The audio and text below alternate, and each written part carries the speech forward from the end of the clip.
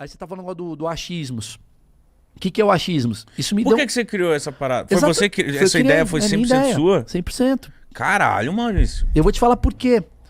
Porque vem da minha teoria que a gente tá vivendo uma bolha. Tu tem a tua bolha.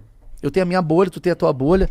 E a gente não respeita a bolha do outro, porque a gente tá tão intolerante por conta da internet que a gente não quer sequer ouvir uma versão diferente do que é a tua vida. Porque você quer ficar na porra da privada.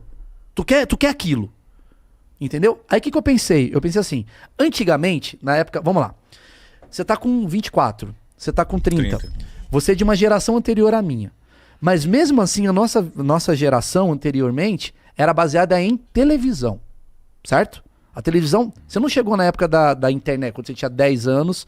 Você não... Já tinha. Já tinha? Já tinha, você com 10 anos já tinha. Não, 10, não lembro. Ah, mano.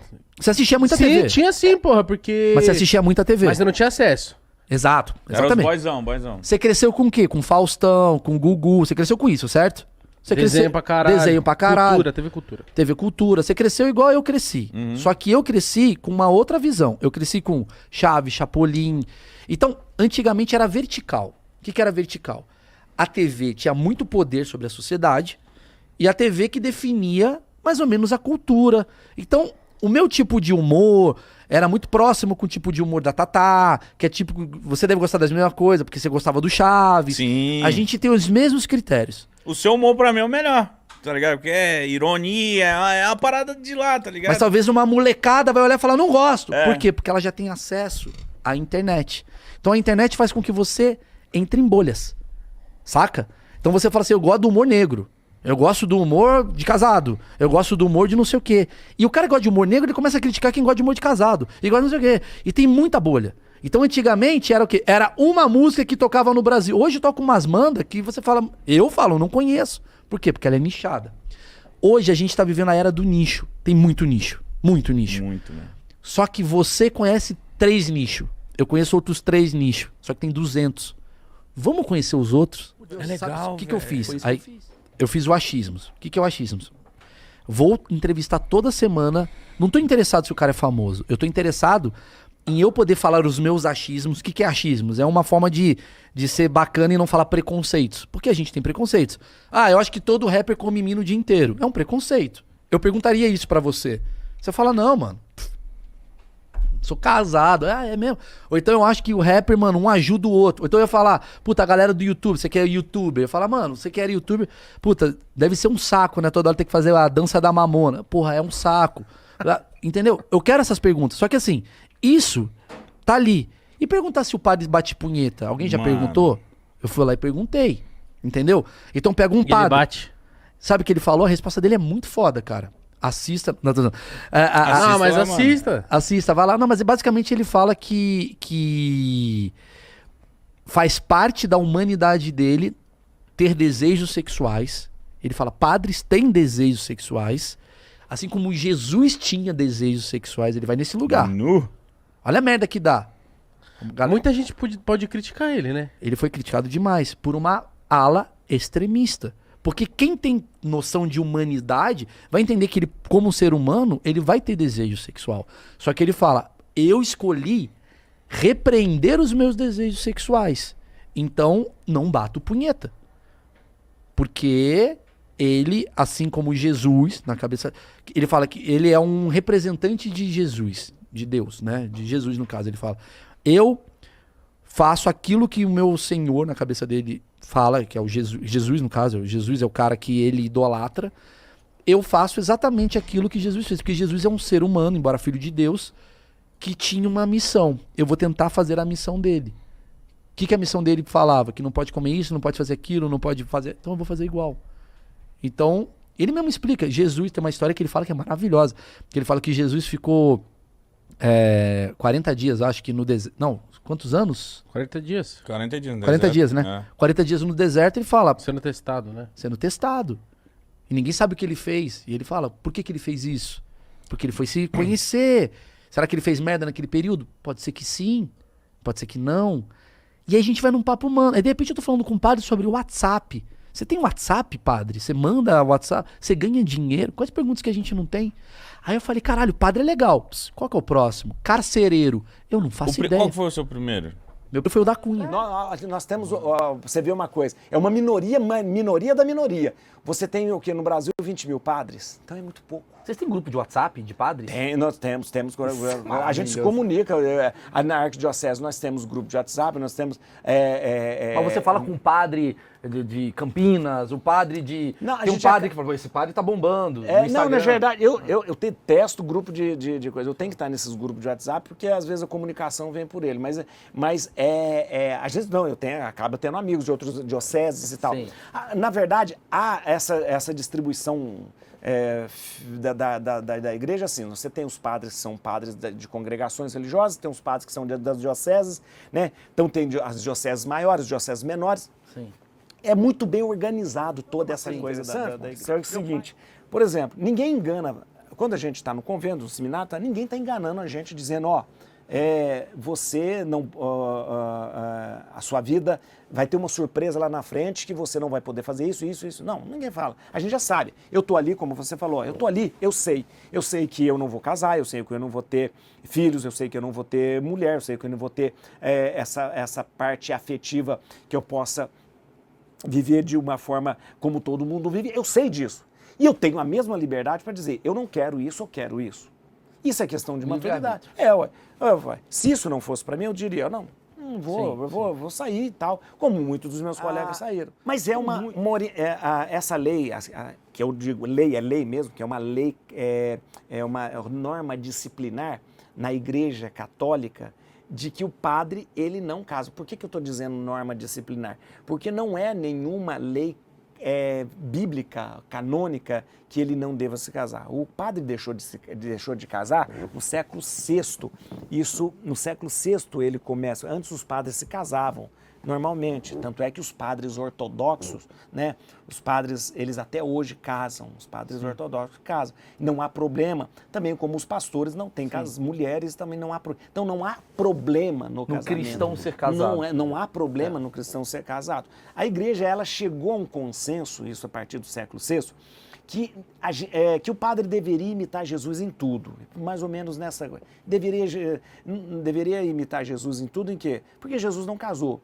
E por que Jesus não casou? Para que ele pudesse estar mais disponível para as pessoas, para que ele pudesse ter liberdade de estar ali, né? Não tem nada a ver, eu pensei, tem gente assistindo e falou assim, padre, o padre não casou para não dividir herança. Não tem nada disso, é bobagem. Não, acho que a galera nem pensa isso. Não, porque na verdade a nossa relação com a igreja não é uma relação societária. Então, na verdade, não existe assim, eu sou padre, então as coisas da igreja me pertencem. Mas não tem uma história que Jesus, por exemplo, aí a minha pode não, pode.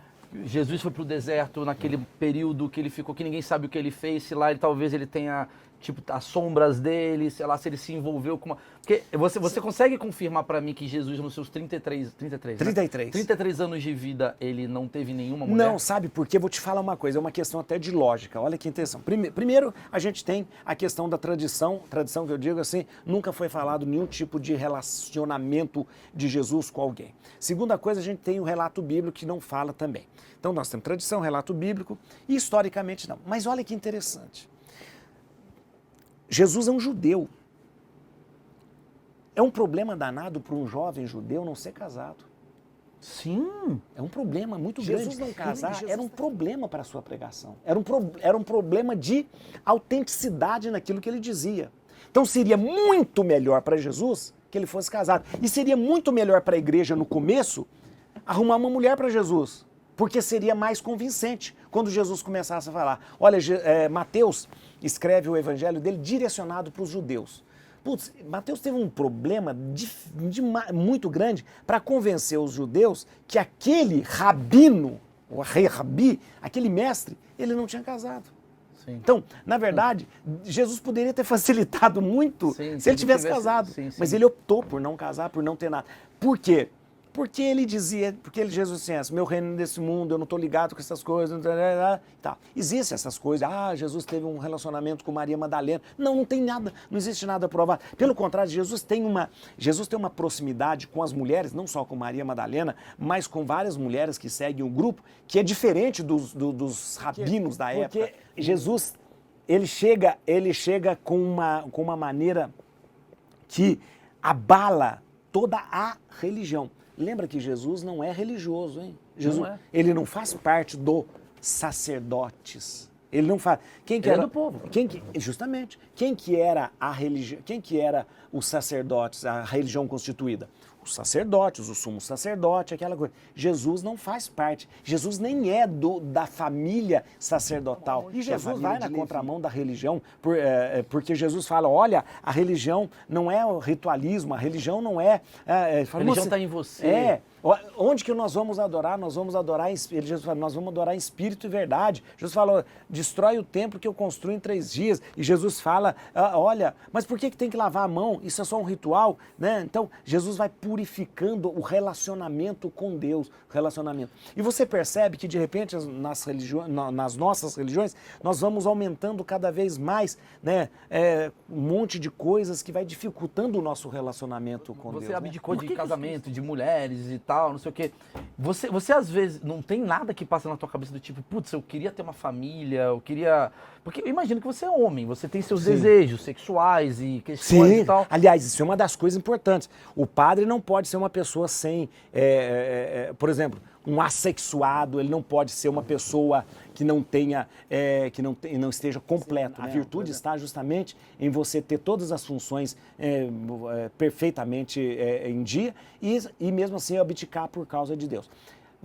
E por isso, então, por exemplo, o fato de eu ter ficado padre não tirou meu desejo sexual, não tirou a minha libido, não tirou nada disso. Mas como é que funciona para você? Funciona justamente por quê? Porque, na verdade, eu escolhi isso na minha vida mas... como o principal. Não, como o principal. Tem como ficar sem sexo? Tem sim. Não é só o padre que fica sem sexo. Né? Tem pessoas que abdicam do sexo por causa da ciência. Tem gente que abdica. Os monges tibetanos também. Então não é uma coisa... Alguém que está casado também. Aquele humor aí para dar aquela descontraída. Então não é uma coisa muito fora do comum. E não é... Por quê? Na verdade, quando você assume e fala assim, minha vida é assim, eu sou feliz assim, porque eu devo ser feliz assim, eu não posso carregar isso como um peso também. Se fosse um peso para mim, Maurício, eu teria, eu não aceitaria. Não. Por quê? Se fosse um peso para mim, eu não posso ser infeliz. Sim. Pelo amor de Deus, eu não posso subir no altar, falar sobre amor, sobre felicidade, sendo que eu sou infeliz. Não mas, posso. Padre, você tudo bem, eu vejo que você está bem resolvido nessa questão. Sim. Mas a quantidade de escândalos que aconteceu na igreja, as coisas todas sexuais, você acha que não tem a ver com essa repressão? Não, deixa eu te dizer uma coisa. Primeira coisa, a gente não pode confundir duas coisas. Não, estou falando de a exceção. Estou dizendo, confundir com a... Por exemplo, a questão da pedofilia. A questão da pedofilia não tem nada a ver com repressão, nada disso. Porque não pedofilia, tem a ver? Não, porque a pedofilia é um crime, são criminosos. Sim. Então, não é porque a pessoa, ela é criminosa. Ela é uma perversão criminosa. Então, eu sempre digo, mas eu falo, não existe padre pedófilo. Existem pedófilos que se tornam padres para justamente abusar, aproveitar daquele espaço. Então, na verdade, a proporção de pedófilos... Igual técnico de futebol, justamente, de criança. A proporção de pedófilos dentro da igreja é a mesma, o número de pedófilos é a mesma nos pastores, é a mesma nos advogados, nos médicos, nos treinadores de ginástica, tudo isso. Ou seja, são pessoas criminosas, né, pervertidas, que aproveitam a situação para ficar isso. Então, não é isso. Não pode. Não tem a ver com a coisa da... E sabe por quê? Do psicológico da pessoa de... Sabe por quê? Porque a maioria da pedofilia, isso é dado da OMS, a maioria da pedofilia acontece dentro de casa. Isso é o pior. Faz sentido. Homens casados com as suas esposas maravilhosas são pedófilos. Então, na verdade, criminosos, pervertidos. Então, não é por causa de que o sexo foi reprimido. E não é por causa disso. Então, na verdade... Vamos saber. É um preconceito que até é bom a gente botar aqui, porque muita gente acha que é isso daqui, e de repente, que é uma repressão sexual. Não é uma... Pode até ser, não necessariamente é.